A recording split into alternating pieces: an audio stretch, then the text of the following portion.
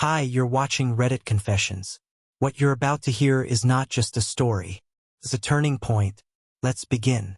The music was still echoing through the hallway when I pushed open the back door and stepped into the cold. Laughter spilled out behind me like it belonged to another world. I didn't close the door gently. I let it slam. Hard. I wanted someone to hear it. I wanted her to hear it.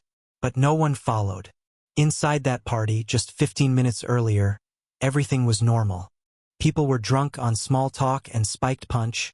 Disposable cameras were being passed around like it was a high school reunion. And there she was, at the center of it, my wife, wearing the gold dress I had complimented just an hour before. I stood across the room watching her laugh. The kind of laugh that made her eyes squeeze shut. The laugh that used to be mine. And then I saw him. He wasn't someone I knew. Blue jacket, dark stubble, confident in the way only a man with no shame can be. His hand rested casually on her hip as if it had been there 100 times before. She leaned in. He whispered something. She bit her lip. And just like that, the room began to blur. Everything else faded, the music, the dancing, the noise. All I could hear was my own pulse pounding in my ears. I don't remember walking toward them. I don't remember thinking anything at all. But I do remember the kiss. Not a mistake. Not an accident. It was real. Intentional. Her fingers curled around his collar as if I didn't exist. No one noticed me standing there. Not her. Not him. Not the couple nearby taking selfies. I was just background. So I turned around. Walked through the kitchen. Out the back door. Didn't yell. Didn't ask. Didn't cry. I left. And somewhere, in that exact moment, something inside me split. Not from rage, not from heartbreak, but from something colder. A realization that maybe I had been living with a stranger. When I got home, the silence greeted me like a blanket I didn't ask for. I didn't sleep. I sat on the couch, still wearing the same shirt, listening to the ticking of the clock. And then morning came.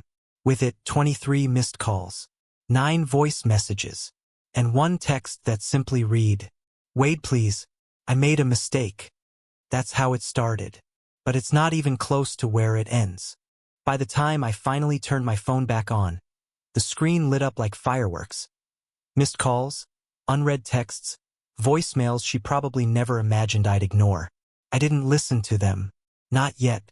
I wasn't ready to hear her voice drip with guilt or, worse, with excuses rehearsed in a mirror. I wasn't ready for anything, really. But life doesn't wait for you to get ready. It just keeps moving. So did she. Around 9 a.m. I heard keys fumbling at the door. I didn't get up. I stayed on the couch, blanket over my legs, eyes fixed on nothing. When she walked in, the air changed. That golden dress from the night before was gone, replaced by sweatpants and a wrinkled hoodie. But it didn't matter. I saw her. I saw him in her eyes. The kind of shame that lingers like smoke. "Wade, please let me explain," she said, barely above a whisper.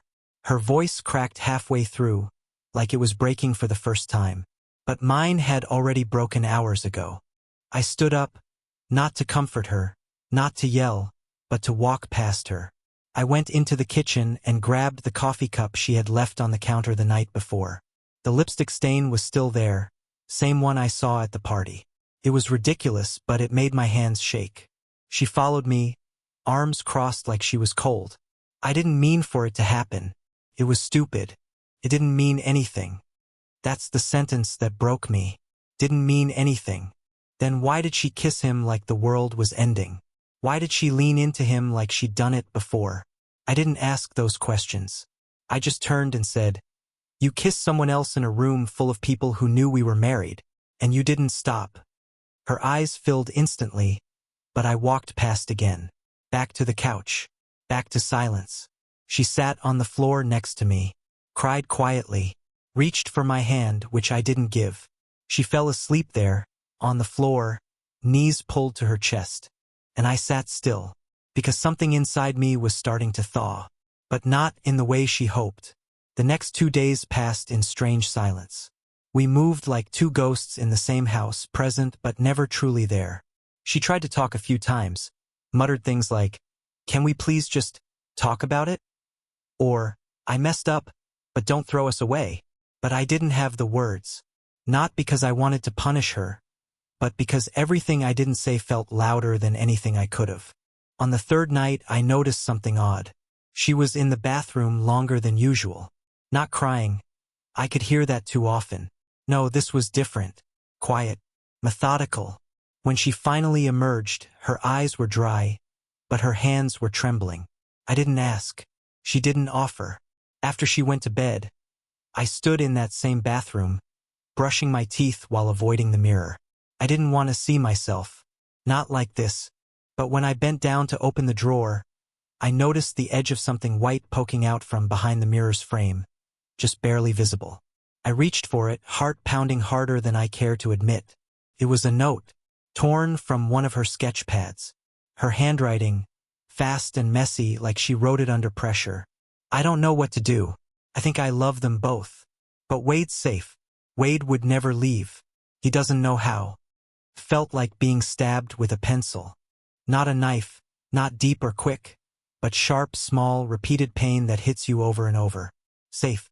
That word echoed in my head long after I folded the note and stuffed it into the pocket of my hoodie. That's what I was to her.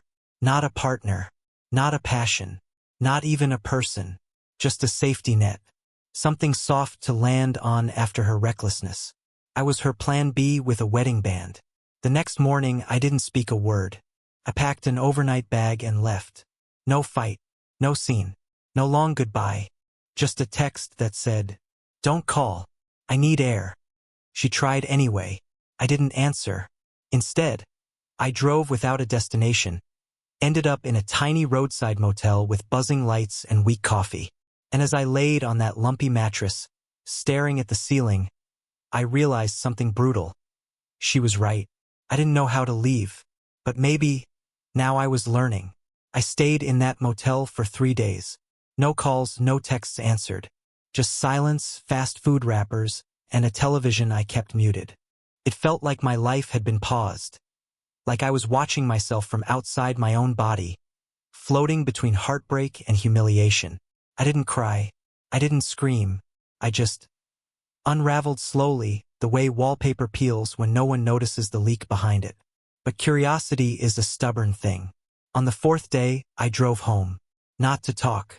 Not to forgive. Just to see what the house looked like without me in it. When I walked in, it smelled like cinnamon and bleach, like she had tried to scrub away the betrayal. Her keys were on the counter.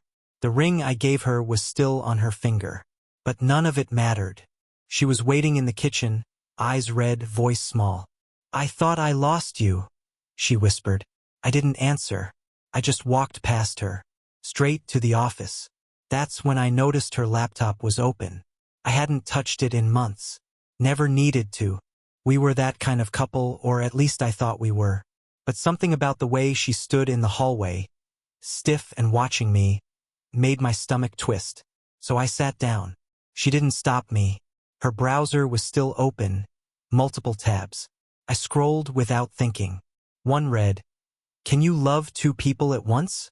Another, "What to do when your affair gets serious?" And then the worst one burned into my memory. How to end a marriage without being the villain. I turned to look at her. She was already crying. But not the kind of crying you do when you're caught. No, this was Messier. The kind that comes when you've been living 2 lives and they finally collapse into each other. "I didn't mean for any of this to happen," she said, her voice shaking. "He was supposed to be a distraction, that's all. I never thought I'd feel anything." I stood up. "I wasn't a distraction, Desiree," I said quietly. "I was your husband." She reached for me, but I stepped back. I went to the bedroom, packed a full suitcase this time. Not just an overnight bag. My hands didn't shake. Before I left, I looked her in the eye and said, "You don't get to choose how I disappear." And I walked out again. But this time it felt permanent. After I left for the second time, I didn't go to a motel. I needed something unfamiliar. Somewhere I couldn't be recognized. I booked a cheap Airbnb above a bakery 2 towns over. The smell of bread baking at 3 a.m. was weirdly comforting, as if the world was still capable of making something good from scratch. Unlike my marriage, I didn't plan to snoop. I told myself I was done with that, but curiosity has a sick way of sinking its claws in. One night, around midnight, I remembered that our phone plan was still shared. I opened the account dashboard and found what I wasn't looking for. A flurry of messages and calls to a number I didn't recognize. The same number, over and over, even after I left. What stung worse wasn't that she was still talking to him, it was the timing. 2 days after begging me to come home. 1 day after that tearful voicemail. The same night I read her search history. She had called him. Twice. I stared at the screen until it blurred. Then I did something I'm not proud of. I copied the number, ran a reverse lookup, and found his name. Declan Morrow. I remembered that name. He'd been at the party. The man in the blue jacket. I had shaken his hand once, at one of her office holiday events. He told me he liked my tie. I remember thinking, he looks like someone who gets what he wants. Apparently he had. Out of some self-destructive instinct, I searched his name. His profile wasn't private. He'd posted a photo just a few hours earlier. 2 glasses of wine, a flicker of candlelight, and a caption that made my stomach turn. Dinner for 2. Finally, I looked at the timestamp. Same night she told me she stayed home. Said she was too numb to function. But she was functioning just fine. Across the table from him, in some dimly lit restaurant where they toasted to something I didn't even know was over. That night I didn't sleep. I opened her last message, one I hadn't read yet. It said, "I'll wait as long as it takes. Just say something." So I replied. 3 words. "You already didn't." Then I blocked her. No threats. No revenge. Just distance. I didn't know what I was building toward, but I knew it had nothing to do with saving us. Not anymore. A week passed. No contact. No updates. I started to feel like a ghost. Not just to her, but to myself. I wasn't angry. Not anymore. The rage had burnt out, and what remained was a quiet kind of emptiness. I wasn't sure if that was better or worse. I tried to keep myself busy. I organized books I hadn't read. Cleaned my inbox. That's when I found it, the email. It was buried in my spam folder. Subject line. "Wade, you weren't supposed to see it like that." It was from her. Desiree. She didn't even wait for a reply. Just poured it all out in one long panic scroll. She wrote that she never meant for it to happen. That it started as emotional. That it was harmless until it wasn't. She said the night of the party was the first time they'd crossed a line physically, and that she hated herself for it.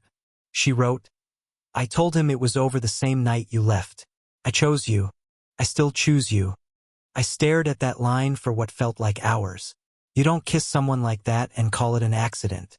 You don't plan dinners, exchange messages, and keep secrets for months and then suddenly decide you're done. Just because you got caught. But what broke me wasn't her confession. It was the attachment. She had accidentally included a forwarded thread. Emails between her and Declan. The subject line read, "Thursday night. Same room?" His reply, "I'll book it. Bring that red dress I like." It was dated 2 days before the party. Before I knew anything. While I was working late to finish up lesson plans. While she was telling me she missed our quiet nights. I slammed the laptop shut so fast it made the lamp rattle. I felt sick. Not betrayed, just stupid. How many versions of her had I lived with without ever noticing? I didn't respond to the email. Couldn't. Anything I'd say would just feed whatever twisted version of the truth she was clinging to. Instead, I opened a blank document and started writing everything down. Not for her. Not even for me. Just to see if the words still made sense outside my head. And that's when it hit me. I wasn't trying to understand her anymore. I was trying to find me in the wreckage she left behind. It had been almost 2 weeks since I left, and I was starting to build some sort of shaky normal. I showed up to work on time, smiled when students cracked dumb jokes, graded papers, ate dinner alone at a diner where no one knew my name. There was something strangely comforting about being unremarkable again, just a guy drinking bad coffee under fluorescent lights, until she showed up at the school.